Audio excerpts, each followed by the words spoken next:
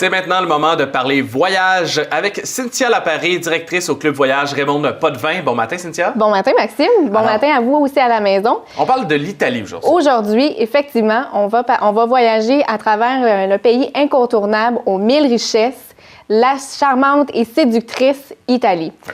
À bord d'un circuit en liberté signé Transat, qui est une nouveauté cette année, Maxime, qu'on est très fiers. On va découvrir le merveilleux pays rempli d'histoire, sublime panorama qu'on va découvrir, avec imprégné de l'authenticité de la région de la Toscane et de romantisme dans la région de la vénitienne. Okay. En fait, le circuit en liberté est une façon ingénieuse, Maxime, de découvrir l'Italie de façon libre et à la fois encadrée.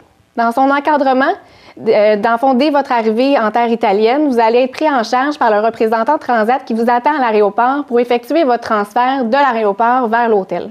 Cette même personne va être là, en fait, pour vous accompagner entre les villes dans un autocar de luxe. Donc, rien de bien stressant. Vous asseyez dans le confort d'un autocar de luxe et vous allez, dans le fond, aller à la prochaine destination à travers ce circuit. Quelles sont les destinations? C'est sûrement ça que tu te poses. C'est ça que j'avais en tête. Oui, hein? Le circuit en liberté Transat, dans le fond, qui se retrouve en page 30-31 de la brochure Transat Circuit. Vous pourrez en fait découvrir la capitale, qui est Rome. Ensuite, plus au centre, Florence. Et on terminera le circuit en liberté du côté de Venise. Dans le fond, Transat, avec ce circuit, met à l'honneur la ville éternelle qui est Rome. Visiter Rome, en fait, c'est comme voir 3000 ans d'histoire défiler devant vos yeux. La ville juxtapose autant le moderne, mais évidemment l'ancien. Donc, on a les ruines romaines, le forum, le Colisée, qui, en fait, pour te dire, là, pour l'avoir fait moi-même, quand tu sors du métro, déjà, tu vois de l'autre côté de la rue ce gros bâtiment-là, le Colisée. Ah oui, c'est impressionnant. C'est vraiment impressionnant. Je vous invite à visiter l'intérieur du Colisée avec l'aide judicieuse d'un guide qui vous escortera, dans le fond, à travers les catacombes. Il va vous expliquer l'histoire pour mieux comprendre l'histoire du passé de vos ancêtres gladiateurs. Je vous propose aussi une visite du côté de la Fontaine de Trévi, parce que la Fontaine de Trévi, en fait, c'est une marque un peu spéciale. On suggère d'aller jeter une pièce de monnaie. Ça porte chance. Ça porte chance. Ça dit, en fait, vous faites le vœu que vous chérissez le plus au monde. Et apparemment, quand on jette une pièce de monnaie, c'est que ça signifie qu'on va retourner à un autre moment donné dans notre vie à Rome pour, dans le fond, symboliser qu'on a réalisé notre rêve. Okay. Apparemment, c'est très, très, très porte-bonheur.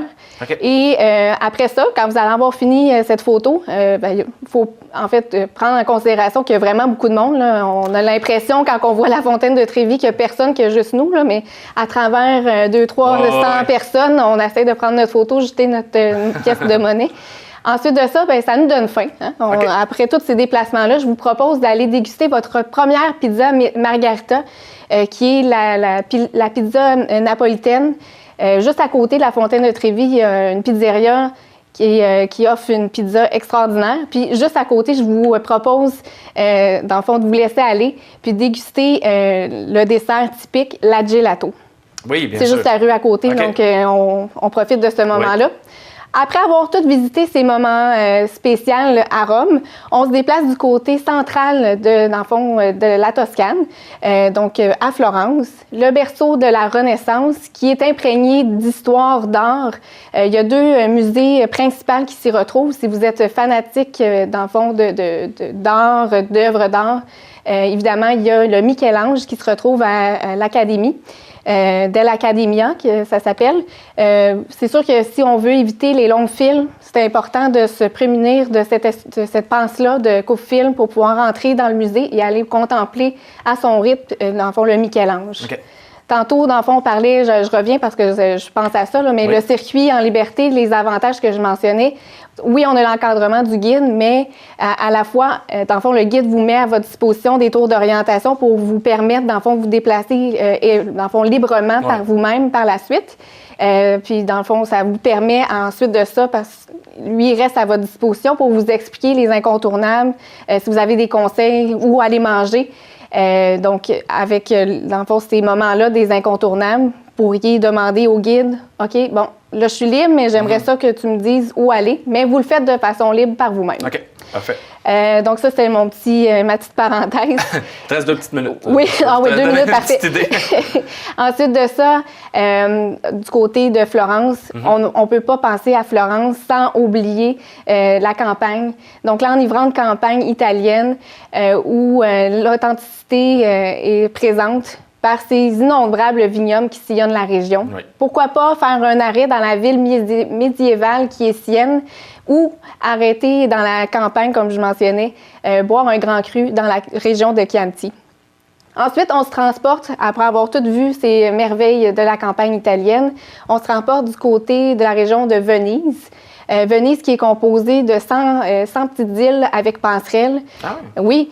Venise, dans le fond, est très populaire pour ses spécialités fruits de mer et évidemment ses gondoliers qui chantent, ben oui, des airs merveilleux dans ses canaux et élégants. Venise, faut pas, dans le fond, au niveau de Venise, les excursions incontournables que je pense intéressantes, c'est sûr qu'il va y avoir la place Saint-Marc. Aller prendre une petite photo. Ensuite de ça, il va y avoir l'île de Murano pour aller voir, dans le fond, les spécialités faites. C'est du verre soufflé par les artisans locaux. Vous pouvez procurer un beau souvenir. Et je vous propose de faire un arrêt, faire votre souper sur le pont qui se nomme de ce nom. Donc, comme autrefois, les prisonniers, dans le fond, il y a la prison qui est là. Et ils traversaient un moment, ils arrêtaient un moment, ils faisaient leur dernier soupir et ensuite de ça, l'heure de vérité avait lieu. Donc, faites comme eux, profitez d'un dernier instant parce que le circuit en liberté prend fin à Venise. Avec tous ces incontournables qu'on a nommés, évidemment, il y en a beaucoup plus. Du côté de Florence, j'ai oublié, là, mais au niveau de Florence, il y a une excursion incontournable qu'il faut absolument faire, qui est en fait les 5 terres, Cinque Terre, qui juxtapose la mer et les montagnes. C'est vraiment, dans le fond, c'est classé au patrimoine mondial, ces 5 terres-là. Donc, on a Monterosso, entre autres, Rio Maggiore. Cette excursion-là est vraiment d'une journée complète au départ de Florence. Puis, vous allez découvrir des panoramas extraordinaires et le coût de cette excursion en vaut le portefeuille, exactement. Puis, par la suite, au niveau de ce que je vous parlais tantôt, je voulais vous proposer quelque chose de nouveau. Il y a Jocelyne qui m'a écrit, en fait, suite à mon reportage du début, sachant que j'étais pour parler de l'Italie. Elle voulait absolument que je convainque son mari, qui est normalement plus fervent des tout inclus, à traverser du côté atlantique pour connaître une nouvelle formule parce que son rêve, c'est d'aller en Italie. Donc, je propose à Jocelyne et son mari la délicieuse Campanie, qui est un circuit de 14 jours qui va principalement aller dans la région d'Acropoli, qui est au sud de l'Italie, qui est une région magnifique, panorama magnifique, et à proximité de la côte amalfitaine, qu'on connaît bien tous. Vous, là, dans le fond, on se loge là. On va avoir la formule 3 repas par jour avec 20 au repas. Donc, pour les gens qui sont habitués, formule tout inclus, pas trop mettre la main dans ses poches. En plus, cet hôtel-là, magnifique, sans prétention, c'est rien de hyper luxueux. C'est un 60 chambres, directement sur la plage de sable volcanique. Donc, on peut se prélancer sur la plage. En même temps, on peut sortir, aller prendre le train, aller visiter les alentours. On peut aller visiter, entre autres, Sorrento, Amalfi, l'île de Capri, qui est magnifique, remplie d'histoire. Puis, par la suite, quand on termine, dans le fond, les 12 nuitées, dans le fond, toujours à l'aide de Transat, on a un transfert qui nous transporte du côté de Rome pour aller visiter ce que j'ai mentionné tantôt. Pourquoi pas aller faire un arrêt dans le célèbre monument religieux, le Vatican. Ils voient son musée du Vatican pour comprendre l'histoire, s'imprégner de toute cette ambiance-là, parce que quand on rentre dans le Vatican, c'est vraiment impressionnant pour le vivre. Oui. Et en terminant, Maxime, parce qu'il ne faut pas oublier la portion concours qui est très importante. Je suis très fière de pouvoir vous apporter ce concours en collaboration avec Transat, comme je disais tout à l'heure, TVSO et nous, qui, en fait, sera un crédit voyage qu'on fera tirer parmi les destinations qu'on va avoir parlé dans les chroniques. Donc, vous pourrez utiliser ce 1 000 $ à votre disposition. On va faire tirer ce magnifique crédit voyage le 17 mai prochain. Pour l'instant, le concours sera mis en page, donc je vous propose de noter l'indice que je vous dévoile à l'instant, qui est le mot d'ordre Italie aujourd'hui, le 28 février prochain, qui est mardi prochain. Et durant la semaine prochaine, vous allez pouvoir aussi noter l'indice et avoir 2 indices à noter pour la semaine prochaine. Donc, merci. Je vous souhaite bonne chance à tous. Bonne semaine à toi, Ben oui, Maxime. toi aussi. À vous aussi également. À bientôt, Cynthia. Merci beaucoup.